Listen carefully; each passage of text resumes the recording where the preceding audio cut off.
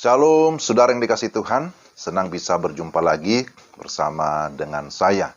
Saya ingin menyampaikan satu renungan singkat. Sebelumnya, mari kita berdoa. Ya Tuhan, terima kasih ada kesempatan bagi kami mendengarkan kebenaran firman-Mu. Terangilah hati kami, ya Roh Kudus, sehingga kami dapat memahami kebenaran firman-Mu dengan baik. Dalam nama Tuhan Yesus, kami sudah berdoa. Amin. Pembacaan firman Tuhan dari Ulangan 31 ayat yang ke-8. Ulangan 31 ayat 8, sebab Tuhan, Dia sendiri akan berjalan di depanmu. Dia sendiri akan menyertai engkau. Dia tidak akan membiarkan engkau dan tidak akan meninggalkan engkau. Janganlah takut dan janganlah patah hati. Demikian firman Tuhan. Renungan kita berjalan bersama Tuhan. Ada ungkapan yang menyatakan bahwa hidup ini adalah sebuah perjalanan. Life is a journey. Karena itu, mari kita jalani. Mari kita lakoni. Dan saat kita sedang berada dalam perjalanan, kita tentu ingin sampai ke tujuan. Kalau sekarang kita ada di tahun 2023, kita juga rindu bisa menyelesaikan tahun ini, bahkan terus ke tahun-tahun yang akan datang, kita bisa lewati. Perjalanan kehidupan kita di dunia tentu ada batasnya. Kalau Musa berkata, 70 tahun ataupun 80 tahun, itu pun setelah itu akan ada penderitaan. Jadi, begitu singkat jikalau dibandingkan dengan kekekalan.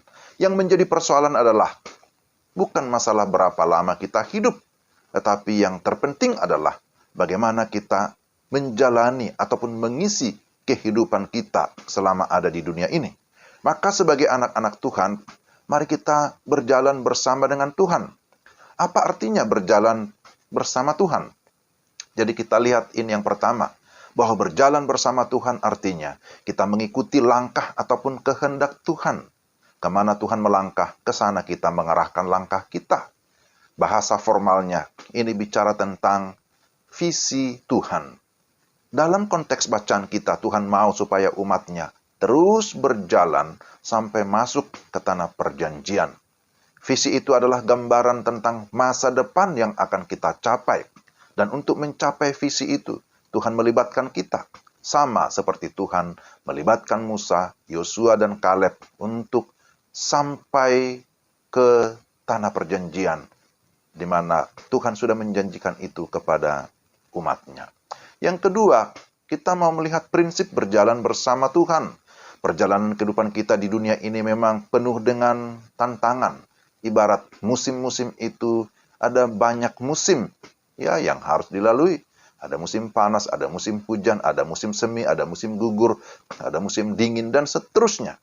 Kalau dalam perikop ini disebutkan bahwa ada tantangan di depan, ada sungai Yordan yang besar yang harus dilalui, ada musuh-musuh yang besar, yaitu bangsa-bangsa lain yang tentu tidak senang kepada keberadaan umat Tuhan. Bagaimana kita bisa melewati tantangan dan mengalahkan musuh-musuh itu? Maka yang pertama, prinsip penyerahan diri. Ini sangat penting. Penyerahan diri bicara tentang memberi diri, dipimpin oleh Tuhan. Disebutkan bahwa Dia sendiri akan berjalan di depanmu. Jadi, kalau Tuhan berkata akan berjalan di depanmu, maka dibutuhkan iman dan juga ketaatan kita, penyerahan diri kita kepada Tuhan. Yang kedua penting, pengendalian diri. Dikatakan di sini, jangan takut dan jangan patah hati.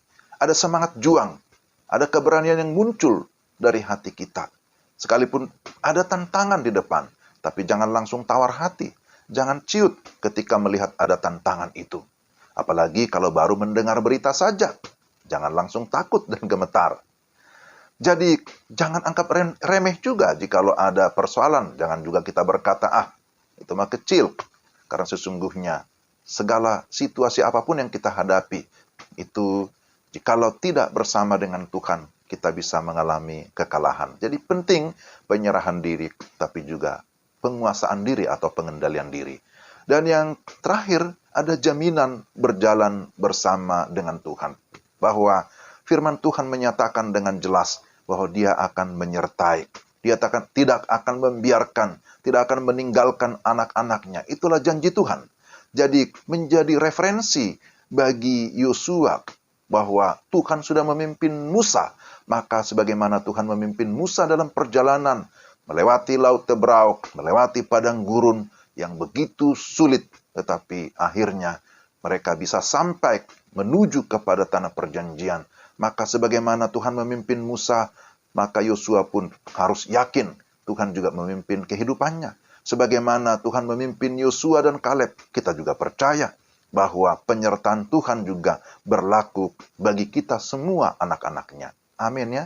Jadi saudara-saudara, dunia atau teman-teman itu bisa meninggalkan kita suatu saat.